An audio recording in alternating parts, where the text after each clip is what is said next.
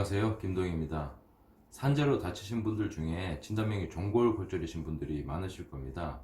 아마 산재보상과 근재보상에 대해서 궁금해 하실 텐데요. 오늘 영상은 이런 고민이 있으신 분들을 위해서 제가 맡았던 실제 보상 사례를 준비를 했습니다. 관심 있으신 분들은 영상을 끝까지 지켜봐 주십시오. 본 영상에 앞서서 제가 드리고 싶은 말씀이 있는데요. 산재로 다치시게 되면 대학병원에서 수술을 받으시고 거주지 근처의 병원으로 전원을 하시는 경우가 많이 있습니다. 이때 보호자들이 좋은 병원이 있느냐라는 질문을 많이 하시는데요. 좋은 병원은 보호자가 생각하시기에 좋은 병원과 제가 생각하기에 좋은 병원과 환자가 생각하기에 좋은 병원이 사실 똑같다고 생각하지는 않고 있습니다. 보통 환자분들이 생각하시는 좋은 병원은 만약에 그 전에 다친 경험이 있으시다라고 하시면 아마 휠체어나 목발로 이동하기에 좋은 병원이 될 거고요. 보호자분의 입장에서는 보호자가 언제나 환자가 필요할 때 갈 수 있는 교통이 편리하거나 주차 시설이 좋은 병원이 될 수도 있을 겁니다.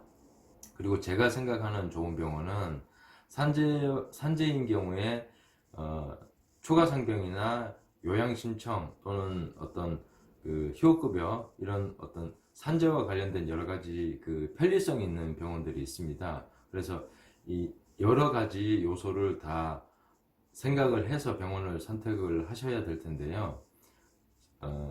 만약에 시간이 촉박하다고 하시더라도 이런 부분들을 조금 생각을 많이 해보시고 선택을 하시면 좋을 거라고 판단이 됩니다.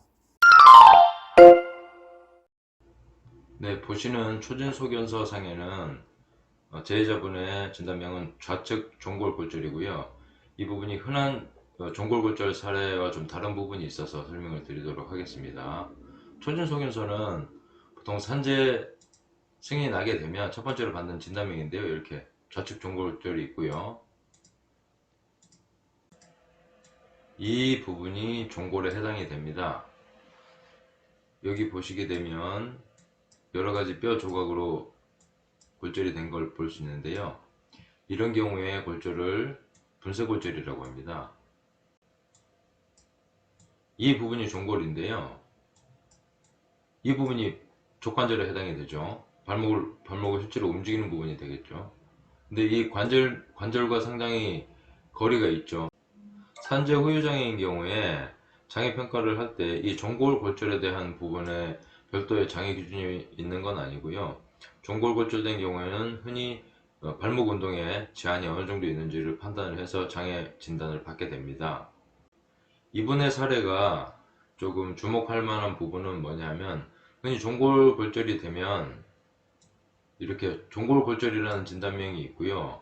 이렇게 신경손상이 있는 부분은 처음부터 신경손상에 대한 어떤 진단이 나온 것은 아니고 이분이 발목을 움직이시고 발가락을 움직이시는데 굉장히 어려움이 있으셨습니다. 그래서 제가 후유장애 평가를 위한 부분도 있고 또 어떤 신경손상이 있으신지에 대한 여부도 판단을 하는 것이 좋다고 판단을 해서 대학병원에서 근전도 검사와 신경전도 검사를 의뢰를 했고요. 이 추가 상병이 난 이후에 이 부분에 대한 장애 평가도 이렇게 받게 됐습니다. 그래서 산재는 9급을 받으셨고요. 이 9급에 대한 장애 진단은 신경손상이 영향을 준 부분이 많거든요. 산재 후유 장애는 결국 근제보험을 청구할 때 이 맥브라이드 방식의 장애 진단에도 영향을 주게 되는데요. 맥브라이드 장애는 종골골절이 별도로 있습니다. 이 종골골절에 대한 장애를 16% 받으셨고요. 신경손상에 대한 부분도 이렇게 16% 장애 진단을 받으시게 됐습니다. 결국은 산재를 진행을 하면서 나중에 근로자 재해 보장 보험까지 우리가 생각을 해보고 장애평가를 하고 추가 상병을 한 결과로 같은 진단명이라 하더라도 종골골절에 대한 발목 운동 장애와 여기에 신경손상으로 인한 장애가 추가되는 부분은 산재 등급에도 영향을 주게 되고 맥브라이드 장애라는 이 장애 진단에도 영향을 주게 된다는 것이고요. 이후에는 근제보험을 청구하기 위해서 성형치료비라는 부분이 있거든요. 이 성형치료비 부분에 대해서도 443만원 평가를 받게 됐고요. 이 금액은 근로자재해보장보험과 관련한 청구 금액인데요. 여기서 위자료는 2천만 원이고요. 여기는 후유장애 평가가 영향을 미치게 됩니다. 그래서 후유장애 평가가 영향을 미치게 되고요. 그리고 일실수입도 역시 근로자재해보장보험에서 맥브라이드 장애 진단을 받기 때문에 그 맥브라이드 장애 진단으로 계산된 금액에 해당이 되고요. 공제액은 역시 산재로 받은 금액을 공제한다는 의미입니다. 그리고 향후 치료비는 성형 치료비가 됩니다. 이 금액은 과실을 제외한 금액이 되겠습니다. 오늘 말씀드린 내용의 핵심 주제는 종골골절에 대한 진단은 우리가 흔히 한 다리의 3대 관절 중에 한 관절의 약간의 장애, 뚜렷한 장애, 심한 장애 이렇게 표현이 되기는 하는데요. 실제로 종골골절 이후에 발가락이나 발목이 움직이시기 어려운 경우가 있다고 하면 그것이 당연하게 받아들여지실 수도 있어요.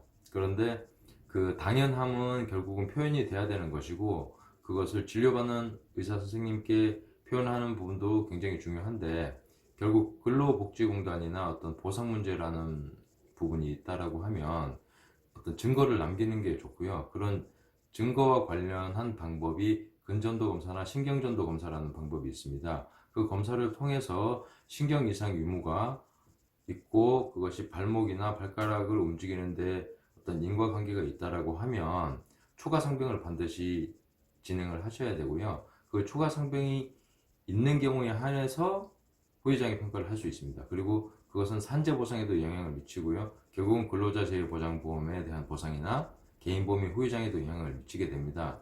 따라서 이러한 증상이 있으시다라고 하면 조금 더 적극적으로 이러한 증거를 남기시고 초과 상병도 하셔야 되고요. 진단서의 기록을 계속 남기시는 것이 중요합니다. 정리를 하면 종골골절이나 발목 골절이 되신 경우에 발목이나 발가락이 움직이기 어려운 상황이 있으시다면 신경 손상을 의심해 보시고요. 근전도 검사나 신경전도 검사를 통해서 인과관계를 입증을 하셔야 되고요. 그 인과관계 입증은 결국은 보상 문제에 영향을 미치게 됩니다. 이 점 꼭 기억하시고요. 우리 모두가 보상 전문가가 되는 그날까지 저는 유튜버와 블로그로 열심히 달려보겠습니다. 감사합니다.